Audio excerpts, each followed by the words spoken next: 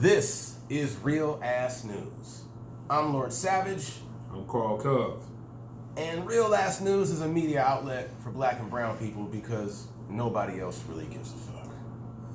We are not focused on the 1/3 that voted on the left or the 1/3 that voted on the right.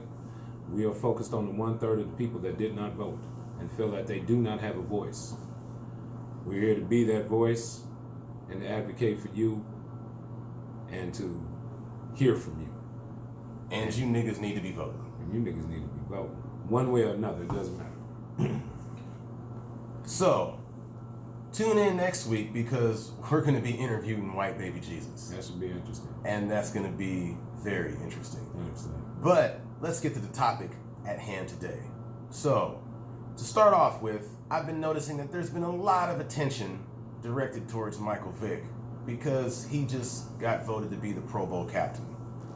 And there's over 200,000 signatures, is that right? 200,000 petitions. To stop this from happening. Now, what I find odd is that all of these people who are doing this, I'm willing to bet 100% of them are liberal Democrats who act like they're all high and morally mighty, but in reality, you're just politically correct, racist pieces of shit. Well, they really care about the subject matter, which they probably don't. They're probably just leaning on some shit that other people posted on their threads, and they're outraged because one of their friends is outraged or some shit like that, but it really has no base root in reality. Or they don't even know about the case in itself. They heard about a headline, and all of a sudden they went with that, and then they started to demonize and vilify a man that has already been to prison over it. He lost his career, he lost money, he lost endorsements, he lost a fan base, he lost all these things. Came out of prison, vindicated himself by making commercials that was for against animal cruelty and the animal rights, all these things. He did all these things, but still, yet in the public opinion and in the public eye, he's still guilty. So, we're going to speak on to that, but more importantly, we're going to speak on the fundamental fact of looking into how it's okay to vilify and demonize people like that and not demonize and vilify others who have done sort of the same things. We'll get into that in a minute. So, to piggyback on what my brother was talking about, a lot of attention has been pointed at Michael Vick because he killed, tortured, and fought dogs. These are facts. There is no way to dispute this. He pled guilty, so there's no. That's it. He pled guilty. Okay.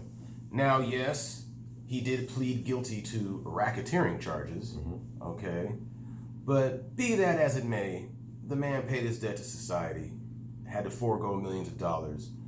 And now he's an advocate against animal cruelty. It has been, ever since he's got out of prison.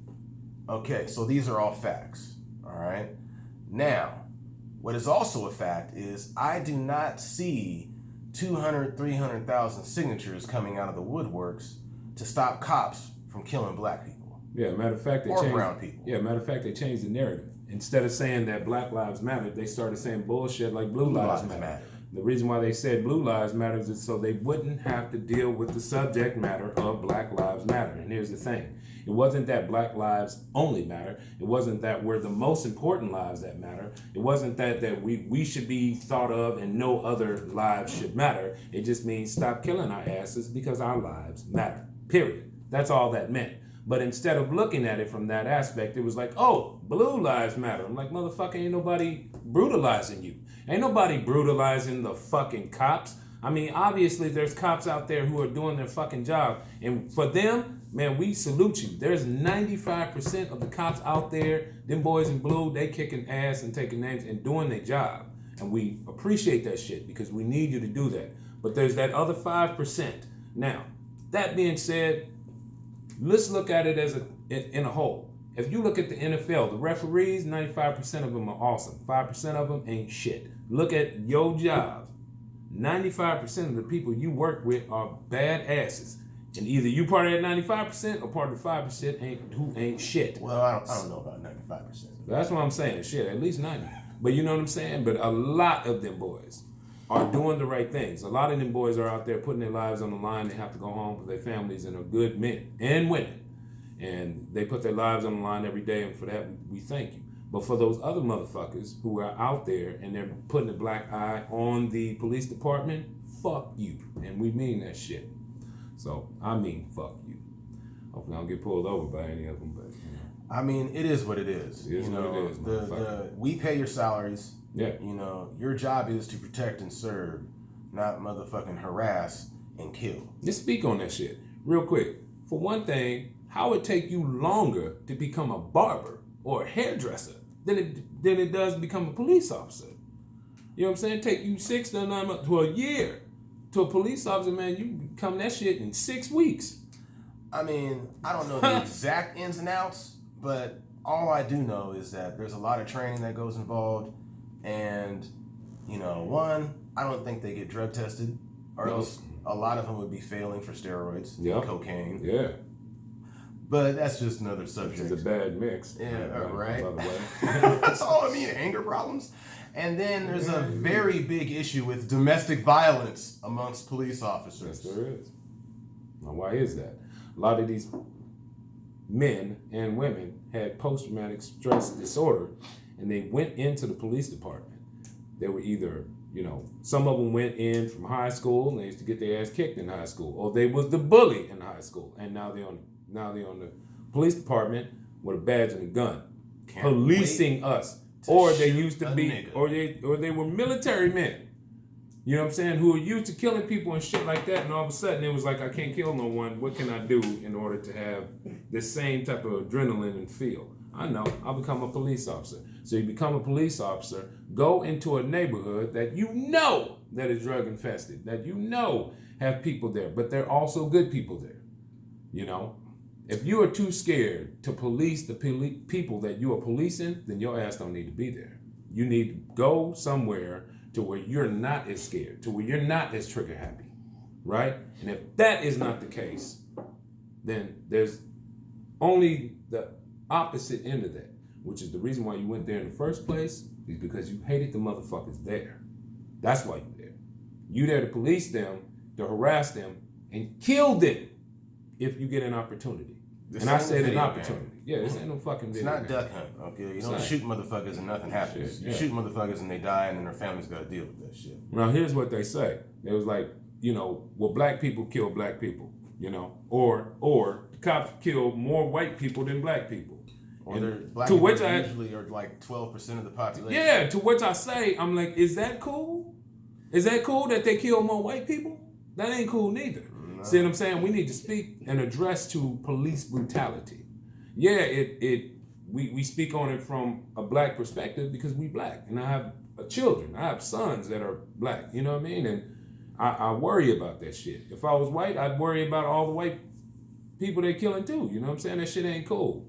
You know? Has to be checks and balances. That's all I'm saying. So, in conclusion, it's looking like liberal Democrats care a lot more about dogs than black people. Yeah.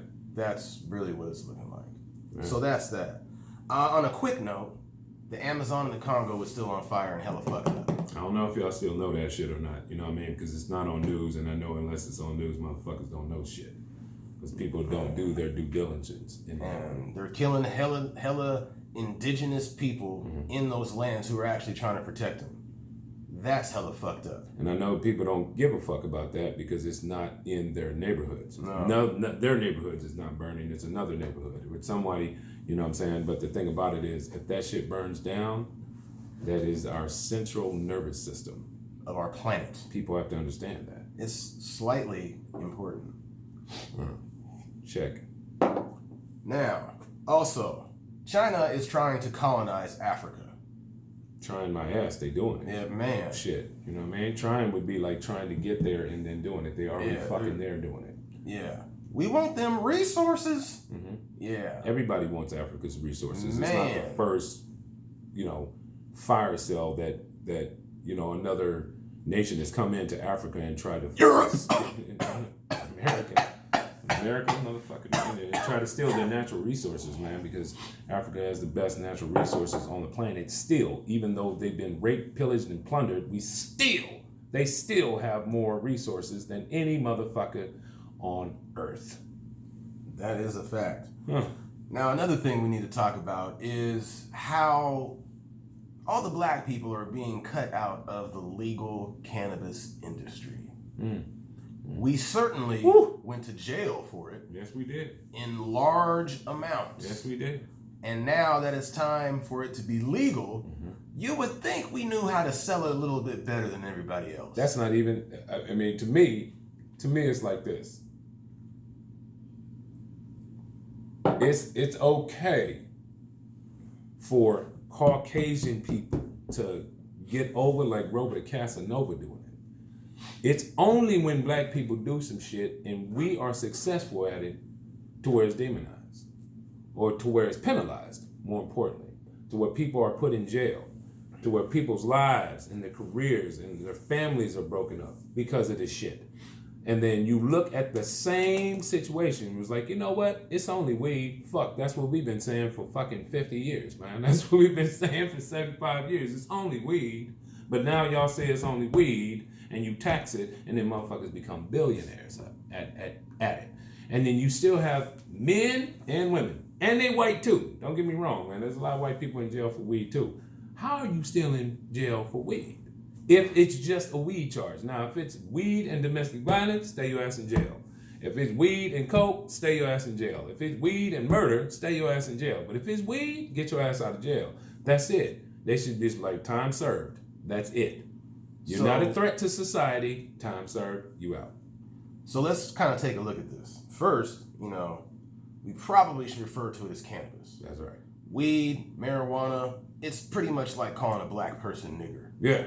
Okay, so let's look at the history of this. Cannabis used to be widely used until a specific gentleman by the name of Henry J. Anslinger went on a rampage to basically make himself famous. Now, he's first the guy who brought prohibition for alcohol. Well, white people really weren't feeling that. Yes. So that got thrown out the window. I really don't see how weed took that long. How did it take longer than liquor? Well, see, the thing of it is that there was a huge propaganda campaign, against cannabis. And to put it bluntly, I mean, they made comic books about it. Essentially, they made a movie about it. They did, yeah. Reefer Madness. Reefer Madness. Okay, and the at the end of the day, it comes down to they basically were like, well, if you smoke reefer, it makes white women want to fuck niggers. That is really what everybody was like, oh, we need to make that shit illegal. And it happened. It's not like it's untrue, but... Well, they don't need any cannabis. Yeah, they really don't need no weed, If anything, it was liquor. But, well, no, they just been fucking with niggas since the motherfuckers was even slaves. But that's a whole nother show. You can cut this out in post-production. That's all right. That's a whole nother show. So, but at the end of the day, all the brothers and sisters who are pretty much in jail right now should be pulled out of jail and put into the legal cannabis industry. 100%. That's what needs to happen. We will talk about reparations on another day. Because that's a whole nother show, bro. Yeah, it is a whole nother show. Yeah. Now, next, we're going to talk about probably the most heinous bastard in known history, King Leopold II from Belgium. Ben Affleck's about to do a movie about this. And for those of you who don't know, because they do not teach this in school, King Leopold killed 10 million Africans. Hitler killed about 6 million Caucasian Hebrews. King Leopold killed 10 million Africans. There's not 10 million people in fucking Wyoming or some shit, That's like eliminating 5 Seattles. Yeah. Okay? Not to mention, he disfigured at least another 10 million. If you didn't meet your quota, your hand got chopped off. Yeah, this guy's a motherfucking sick fuck. And, but they don't teach about him because he was killing niggas. That's right. There seems to be a pretty common theme here. Yeah. Kill niggas, get a pass. Exactly. Check. All right, so very recently we had the anniversary of the assassination of Brother Fred Hampton. 100%. Let's speak on it. Come on. On December 4th, Let's go, man. 1969. That's right. It's my son's birthday, too. Whew. The Chicago police, the FBI, working in a co-op task force, came up on Fred Hampton's house and broke in and executed him with a spray of over hundreds of bullets while his pregnant fiance lay in the bed next to him. Okay, let's just think about that for a second. Let that marinate for a second. Yeah, let's just let this marinate for a second because he's a U.S. citizen. He's a U.S. citizen. Okay, 1969. This is like 50 years ago. Yeah. Okay. That's why people don't give a fuck no more about it. Now now we had a moment of silence for that brother. Let's talk about it. All right. This is the reason why he was so important. If anybody out there, and most people our ages, they're in love with Tupac, and they say Tupac had some of the best, lyrics and this and that, and the things that Tupac was speaking out against, that boy didn't have shit on Fred Hampton.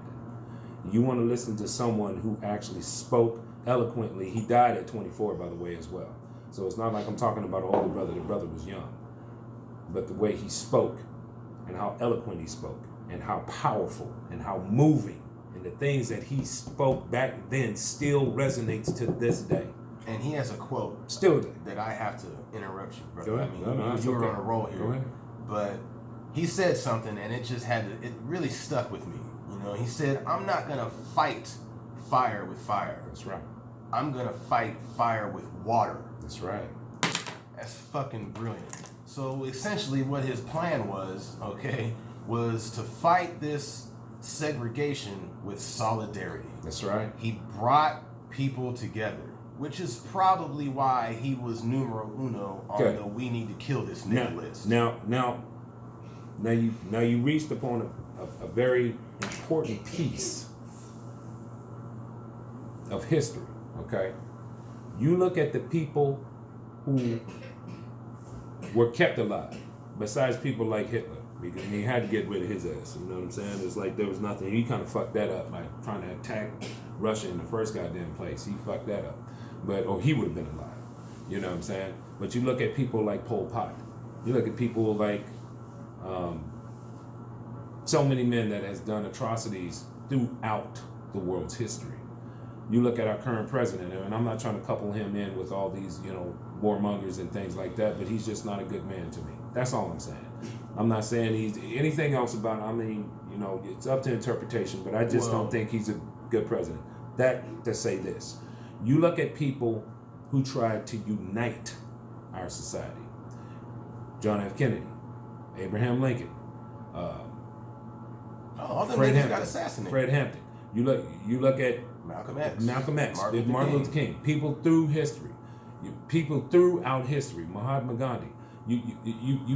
And Mahatma Gandhi. We can talk on that motherfucker later because he ain't like niggas either. Yeah, he like niggas. But that's all right. He still tried to unite people. But at the end of the day, you look at the people who tried to unite people that were snuffed out before they could actually do what they were actually here to do. Now, the reason why that's so fundamental is in a lost world, we need a voice. But those voices were killed before they were actually able to become the voice that they ultimately would have become. I can only imagine how Tupac Shakur would have been at 46 years old, at 47 years old. Man. That's as much as thinking how would Jimi Hendrix be at 60? Had he had the opportunity to live and actually live his truth and actually become fully realized as a man. Fred Hampton, fully realized as a man. What could these men have accomplished? Who are the lives that these men could have touched and changed? Countless. Millions. So what we're looking at here is, as far as Donald Trump is concerned, he has known right-wing nationalist party leaders in his cabinet. People don't care. And these motherfuckers are racist as fuck. And I don't see no You know why people don't give a fuck signatures about it. You know why people don't care? I don't see no 200,000 signatures about this shit. They ain't killing a dog, so they don't give a fuck. You know what I mean? Yeah, exactly. Like when the nationalists kill a dog, it'd be all, you know what I'm saying? Yeah, it'd be, man. So let's talk about this COINTELPRO real quick in closing. This was a counterintelligence program created by J. Edgar Hoover and the FBI. Mm-hmm. They are responsible for the assassination of pretty much every civil rights leader we had. That is correct. Medgar Evers included. Yes. And let's repeat this. All these people were U.S. citizens. That's right. The biggest terrorists in the United States of America are American. I'm gonna say that one more again for the people in the fucking back who ain't listening. Yeah, the biggest fucking terrorists in this world, on this planet, comes from this country. They don't come from, they ain't in the Taliban, they ain't in ISIS. None of them motherfuckers. They fear our terrorists. Man. They fear us. They fear us. Whenever people say that we are defending our country by going to another country and kicking the living shit out of them in their country, mm-hmm. That's not defending shit. How am I going to defend my house by going to this man's house and fucking all his shit up? Exactly. That's not defending my house. That's attacking this man's house. Piracy. That's stealing. That's what that is. Theft. But we have been classically conditioned to be okay with it. It's all good. So COINTELPRO was a program created by our government, okay, to watch, record, infiltrate, and kill other American U.S. citizens. Mm-hmm. Okay? Yeah, every single one. Specifically, which ones? Black people. There you go. Okay? Malcolm X. Martin Luther King. Medgar Evers. Every important civil rights leader around. Yeah, they tried to kill Edward Cleaver too, but he went to Africa. And they had to Cuba. My fault. Good for him. Good for him.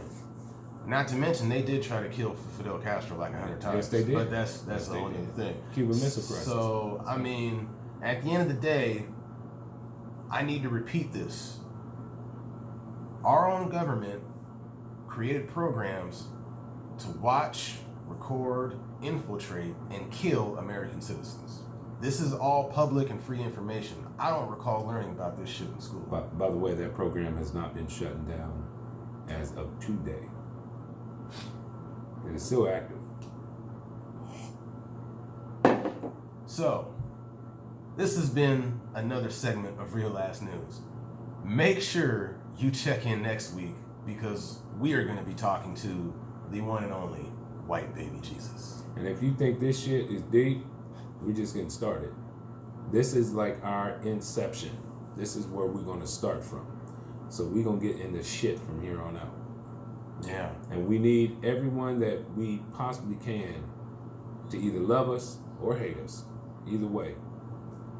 But get on board this train. Because the revolution is going to be fucking televised from now on. There it is.